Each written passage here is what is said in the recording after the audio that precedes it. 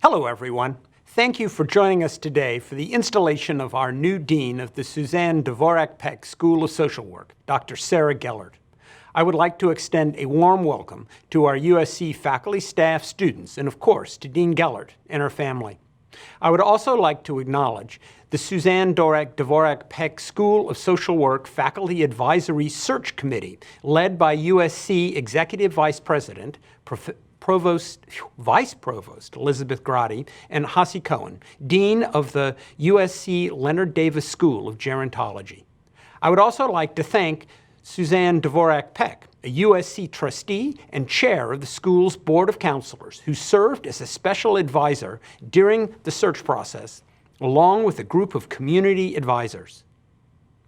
Jane Addams, a sociologist, reformer, and advocate who is known as the mother of social work, said, "The good we secure for ourselves is precarious and uncertain, until it is secured for all of us and incorporated into our common life." Dean Gellert could have said this. Instead, she lived it. As you'll hear more from President Folt, she is an experienced researcher and university administrator who is known for her work on the connections between social and environmental factors and health, with a focus on vulnerable populations. Her work in Chicago and St. Louis continues to positively affect those cities and residents today.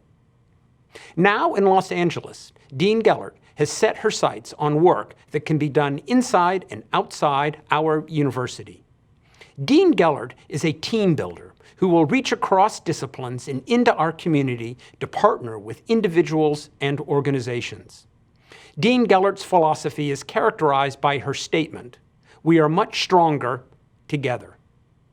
Sarah has a strong vision for the school to champion social justice for the well-being of individuals, families, and communities through innovative teaching of evidence-informed and practice-based skills, pioneering transformative research, and cultivating leadership for social change. Social workers are trained to be advocates, and it is through advocacy that lasting change occurs. As our society continues to live in a pandemic and we feel the impact of disparities in outcomes in health and opportunity, team building to find solutions is vital. At this moment, then, Dr. Gellert is just the right leader for the Suzanne Dvorak Peck School of Social Work. I know she will affirm its standing as a preeminent, innovative institution of educational and research programs that impart positive change to the lives of individuals in our society. Sarah, welcome to USC. And now a few words from President Carol Folt. Carol? Thank you, Chip. My gratitude to everyone for joining us on this fabulous occasion. We have been looking forward to this day for quite a while. Seeing everyone come together, even virtually like this, sends a powerful message. The work that you do puts you on the front lines of change. No one understands that better than the pioneering leader, educator, and researcher we celebrate today, USC's new Dean of the Suzanne Dvorak Peck School of Social Work, Dr. Sarah Gellert. We'll hear from Sarah herself in just a few minutes. We're also joined today by Roy Wilson, Sarah's husband, and I'd like to acknowledge and thank Professors John Clapp and Suzanne Wenzel for serving as interim deans during this important transition period, and they did it fabulously well. A big thank you from all of us. The changes Sarah Gellert has brought to social work and this is no exaggeration, these changes have saved countless lives. She's a trailblazer. She leans in with her knowledge, her instincts, and her compassion to build relationships within and across communities. She found her direction early in her career as part of the faculty at the University of Chicago. In looking at cancer, she had discovered inequalities that could not be explained. Women, particularly low-income Black women from Chicago's South Side, were dying from breast cancer at a higher rate and at an earlier age than any other group. To figure out why, she began looking at genetics and environmental factors. She also wanted to understand the influences that neighborhood violence and unsafe housing might have on health, especially in vulnerable populations. But to make a real impact, Sarah said, we had to go into the community. Her goal was to build trust, and she did countless one-on-one interviews with women in Black neighborhoods. It's really important to hear it from women's own lips, she said. That hands-on, person-to-person approach, as well as her own relentless drive to root out breast cancer disparities, transformed social research. It was groundbreaking. It is as relevant today as when she started. And along the way, Sarah redefined community engagement. Community engagement and transformative research have also long been hallmarks of the USC Suzanne Dworak Peck School of Social Work, and there is so much to be proud of. I'm going to share just 3 examples. Over the last 3 years, in partnership with the LA Homeless Services Authority, the School of Social Work organized hundreds of USC volunteers to help collect important data during LA's annual homeless count. Our USC Schaefer Center for Health Policy and Economics then took their data and analyzed it. This collaborative work at USC is driving funding allocations throughout the county. Another example, SocialWorks telehealth clinic has provided mental health counseling to clients since 2013. In fact, that was one of the very first university-based clinics to do so. This year, the clinic has provided invaluable help to those suffering from pandemic-related anxiety and stress. And the USC Center for Artificial Intelligence in Society, which is a partnership between social work and our Viterbi School of Engineering, is the only center that is equal parts social work and computer science with a mission to advance social good. Sarah Gellert comes to us from the University of South Carolina, where she was Dean of the College of Social Work. And she sees diversity, equity, and inclusion as vital to our future. She speaks with authority. She's president of the American Academy of Social Work and Social Welfare. And she's the past president of the Society for Social Work and and past president of the Society for Social Work and Research. Bringing social justice to underserved communities has been her life's work, much like it has been for our school's namesake, Suzanne Dvorak Peck. We all know and love Suzanne. She is a dedicated alumna and trustee of USC, and she continues to be an extraordinary leader and role model for our students, our staff, our faculty, and our president. Over her long career, she has brought innovation to social work by expanding the role that it plays in society. She truly cares about people. And so does Sarah Gellert. And that's why she's so passionate about social work. Those one-on-one interviews on Chicago's South Side that I mentioned earlier added critical depth to her research. Her innovative approach helped the University of Chicago win major NIH funding in 2003. For that project, Sarah's mission was to look more closely at breast cancer disparities.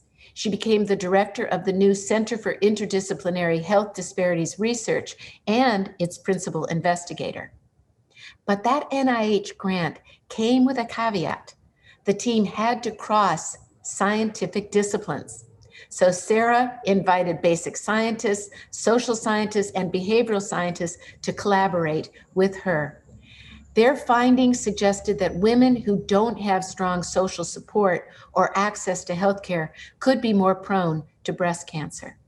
And again, Black women were disproportionately being affected. She also made sure to emphasize in her findings that young Black women were losing their lives too, not just women only over 40. A news headline in 2008 read, "Breast cancer in Black women may be connected to neighborhood conditions." With that one word, may, that headline seemed to ask a question, and Sarah was determined to answer it. She left Chicago for Washington University in St. Louis to become the endowed professor of racial and ethnic diversity at the School of Social Work with a joint appointment at the School of Medicine. And it was like coming home. This is where she had earned her PhD in social work and where she had been a teaching assistant and a field instructor. She quickly turned her attention to the predominantly Black area of North St. Louis to continue her important research, and she was startled by what she found. When she left Chicago, Black women on the South Side were 37% more likely to die from breast cancer. In North St. Louis, it was a staggering 60%. It was clear the problems weren't only lack of health access or genetics. When Sarah presented her findings to the team, she talked about poverty, crime, and fear in the neighborhoods that she visited. One team member sat on the edge of his seat in rapt attention. "I thought he was just being nice," Sarah recalled. "But he told me, 'No, Sarah, it's not that. It's just that for 30 years, I've looked at women with breast cancer through their cells, through the microscope. And I wondered almost every day what the rest of their lives were like.'" Sarah's work awakened him, and that person happened to be the chair of surgical pathology. The team came together with renewed purpose, and their research is about saving human lives.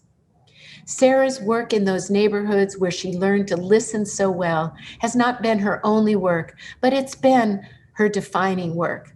And collaboration, she said, is what brings down barriers. It is in this spirit, in this sense of truly working together, that I know she will bring that to her leadership here at the School of Social Work. She sees everyone and she listens to everyone. Please welcome our new Dean of the USC Suzanne Dworak Peck School of Social Work, Dr. Sarah Gellert. Thank you, Carol and Chip, for your kind remarks. I'm really honored to be here with you today. Coming to a new deanship during such unusual circumstances hasn't been easy, and I greatly appreciate the support that you've shown me during my transition. I look forward to your creative leadership. I'm very happy to be in the school and university that I'm in and to be in Los Angeles. I accepted this deanship knowing that it wouldn't entirely be a bed of roses, but I've discovered that I'm working with a group of faculty, staff, and administrators who want to make USC the best that it's ever been, and who are doing the best that they can amidst unforeseen challenges that continue to affect our world. I chose to accept the deanship at the Suzanne Dvorak Peck School because I knew the school's foundation to be very solid. It seemed to me that the school just needed to be pulled together. It has a strong faculty, a wonderful benefactress who loves the profession at the school, and a strong and devoted staff. So all the ingredients were there to bring it back to its glory and move it back to where it should be in the rankings. When I first read the announcement for the deanship, I was taken by a particular sentence that said, "The school's poised to enter a new period focusing on its core mission, and the new dean will have the opportunity to lead the school through this transition into a new era of academic excellence and fiscal responsibility." That search firm who wrote that sentence really deserved its fee. They hooked me. So another key reason that I accepted the deanship at USC is how impressed that I was with the university's relationship with the community. Many large and successful universities have moved from the neighborhoods that nurtured their growth during good times. But USC's commitment to the community around it spoke volumes to me. The university doesn't aim a spotlight on its important initiatives like the Neighborhood Academic Initiative program. They just do it. Many universities, for example, adopt charter schools, but when you think about it, they're bringing things into a neighborhood to make the neighborhood better rather than working with the community to strengthen existing assets. My philosophy fits with USC's, that is to support existing neighborhood entities like long-established public and parochial schools that have served the community well for decades. Again, this speaks volumes to me. USC's commitment and involvement are real. I'd rather be at a university that makes substantive contributions to its neighborhood, contributions that it doesn't flaunt, than at a university that seeks attention for more superficial contributions. And I've come to realize the important position that the Suzanne Dvorak Peck School holds within the university through its long-term footprint in Los Angeles, 100 years. The Suzanne Dvorak Peck School has always helped to ensure that those who are seldom included in discourse are included in efforts to answer the questions that influence their lives, such as policy on housing. Our school is in a sweet spot between community credibility garnered through decades of deep community involvement and scholarship garnered through decades of participation in the intellectual community. In that sense, we at the Suzanne Dvorak Peck School are translators. The prospect of developing a shared vision for the school with multiple stakeholders, alumni, students, faculty, staff, the Board of Counselors, and community members fits well with my background and personal philosophy. My approach is collaborative, not only because it minimizes discord, but because it allows an organization to bring forth ideas and ways of knowing that it might otherwise have missed. I was fortunate enough, as Carol said, to lead 2 of the transdisciplinary centers established by the National Institutes of Health that also fostered community-based participatory research, and at that point I drank the Kool-Aid of that approach. Social work is a natural fit for such a transdisciplinary approach. Our profession has always drawn from a range of theories and methods from other disciplines to solve the increasingly complex problems that face society. As Kahn and Prager said in 1994, no one discipline can comprehend the full range of knowledge. Science is a collective rather than an individual possession. I actually came to social work later in my graduate career. Initially, I was drawn to anthropology, in part because I grew up in a small town with no diversity, only Catholic and Protestant. That was a big divider of people. I wanted to learn about other ways of knowing the world. I was fascinated by different cultures from the time that I was little. I was a kid who sat on the floor in the back of the classroom reading National Geographic. So I was drawn to anthropology, and I studied physical anthropology and did my dissertation research in South America at an 8,500-year-old archaeological site, basically trying to reconstruct the social structure from the position and condition of human remains. But at the same time, the issues of human rights and poverty were affecting the United States after the war in Vietnam. So I was sitting at my desk one day in Lima, Peru, analyzing a trephined skull. I suddenly realized then, while my work would eventually make a contribution, I really wanted to do something that would result in more immediate benefit to humanity. So I flew back to the United States and visited different schools at the university to see how I might fit in. Well, when I visited social work, it just clicked. I was hooked. I liked the fact that the field was more diverse, but especially that the goal was to make social change. I'd taken first-year medical school courses to be a physical anthropologist and was always interested in health, so I specialized in health social work. And over time, I became interested in the social determinants of health. During my time at the University of Chicago, I was invited to give the aims of the school address to incoming students. In preparing for that talk, I realized that I was basically trying to answer the same question in social work that I'd been trying to answer in anthropology. Namely, how do social factors shape biology to change life outcomes? Although I'd switched fields, I was pursuing the exact same question. And the question probably came into my head when I was in first grade. And as a matter of fact, believe it or not, 6 of my first grade classmates are listening in on this installation and could verify what I just said. My colleagues in anthropology did beautiful work, identifying the inconsistencies in theories and using linguistic analysis to understand the incongruity between, for example, the expectations of women using a safe house and the agency's staff.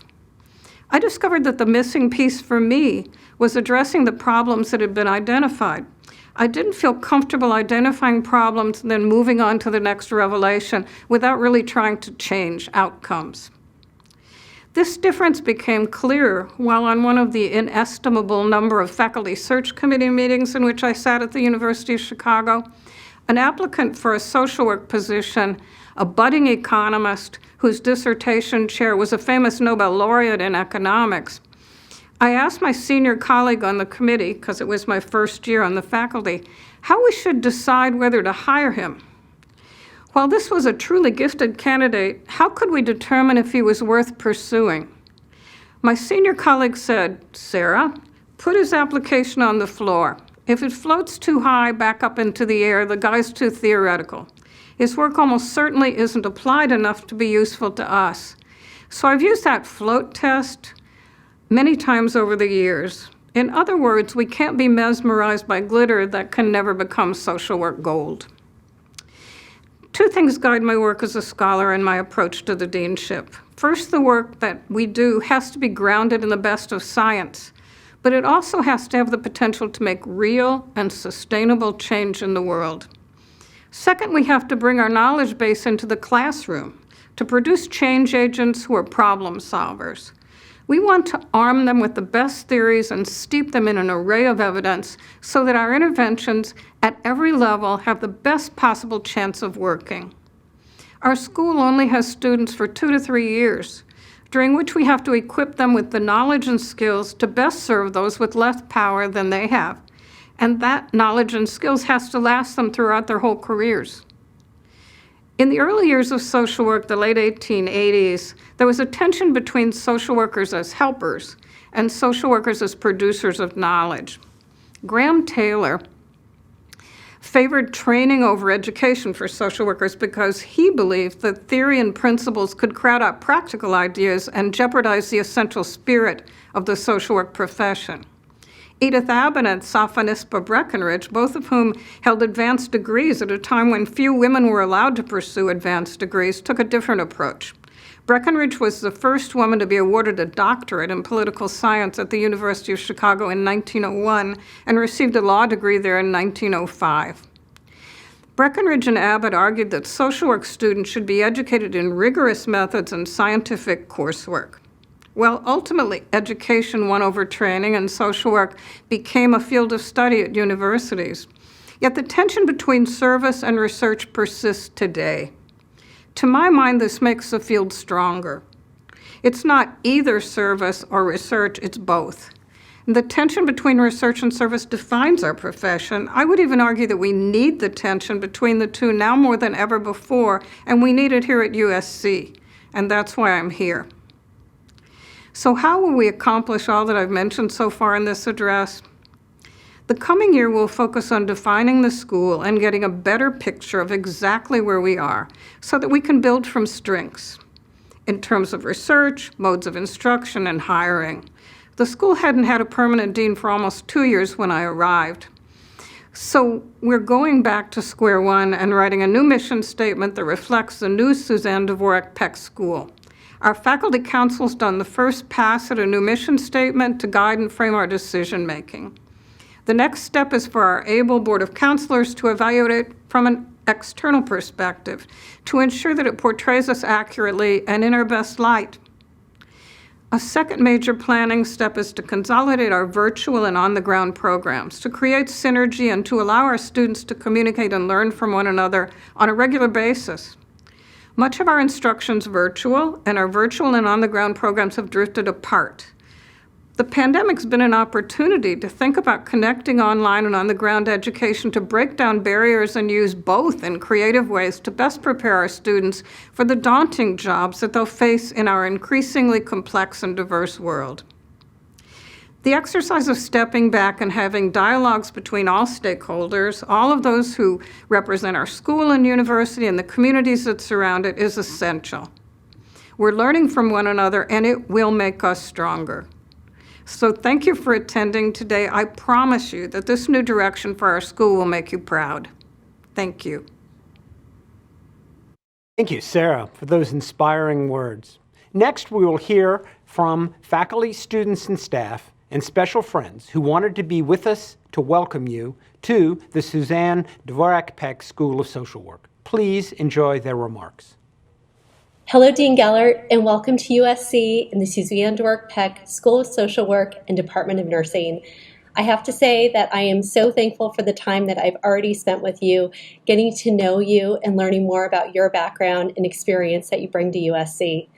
As a graduate of the MSW program many years ago, I am so excited for the future of our school under your leadership and guidance. So today, Dean Gellert, I say welcome to the school that I love so much. Congratulations on your new role as Dean, and I wish you all the best. Dean Sarah Gellert, welcome. I'm thrilled to have you as a colleague and as the Dean at the USC Suzanne Dvorak Peck School of Social Work. Since your arrival, we've witnessed your integrity, your humility, and your honesty. We've also witnessed your deep and authentic commitment to diversity and inclusion, excellence, and innovation. Under your leadership, we look forward to unleashing our full potential as the School of Social Work. Welcome to our beloved Suzanne Dvorak Peck School of Social Work. I've had the honor of serving as the interim executive vice dean during your start of your deanship and now transitioning during this difficult and challenging time. But we are confident that you at the helm will take us forward. Welcome to USC and to the Suzanne Dvorak Peck School of Social Work.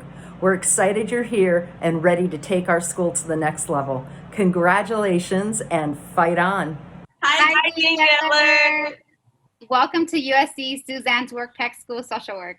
As students of the School of Social Work, we are so excited to have you as our dean. And part of the Trojan family. Fight on! Welcome, Dean Gellert, to the USC Suzanne Dvorak Peck School of Social Work. Although you've joined our school during an unprecedented time, you were able to give us clear direction, strategic leadership, and creative ideas.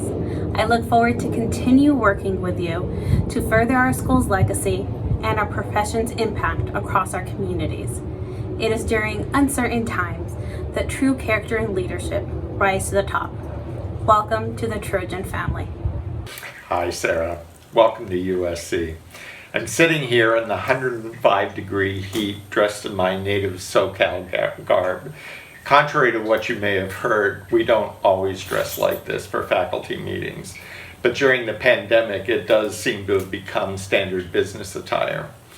I'm so happy that you're joining us as our new dean.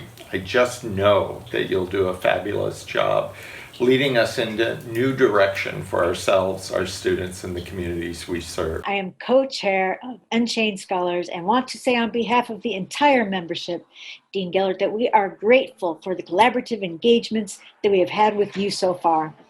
We look forward to working with you to make USC Suzanne Dvorak Peck School of Social Work a leader in social justice. Fight on. Today, I'm very excited to welcome our school's new leader. Dean Sarah Gellert is an exceptional and proven leader with the capability to take us to the next level, to embrace our school's innovation, and to move us forward in practice, community impact, teaching, research, and policy making. Dean Gellert will usher in a new era of excellence at one of the finest schools of social work in the world within USC, a top-tier research university. She is exactly the kind of leader our school needs as we enter our second century of social work education at USC. Our students, more than 22,000 alumni of our great school, our faculty and our staff, join me in warmly welcoming Dean Gellert. Sarah, you've called social work the synthesizer of disciplines, something you definitely embody. An academic who was appointed both as a professor of surgery and of social work at Washington University. This remarkable scholarly achievement is the very definition of multidisciplinary and a reflection of who you are as an educator, researcher, and administrator. As we look at transformations taking place around us, positive progress will be accelerated through collaboration, sharing of ideas and practices, and interdisciplinary research initiatives and educational programs. Your background demonstrates that you are committed to these values, and I have every expectation that in continuing to instill these patterns of thought and behavior, you will lead the Suzanne Dvorak Peck School of Social Work to continue being known as a formidable force for societal good. All of us at USC will benefit from your commitment to academic excellence. We are enormously proud that you chose to join us, and I look forward to working closely with you. Colleagues and friends, please again join us in welcoming Dean Sarah Gellert to the Trojan family. Thank you all for joining us.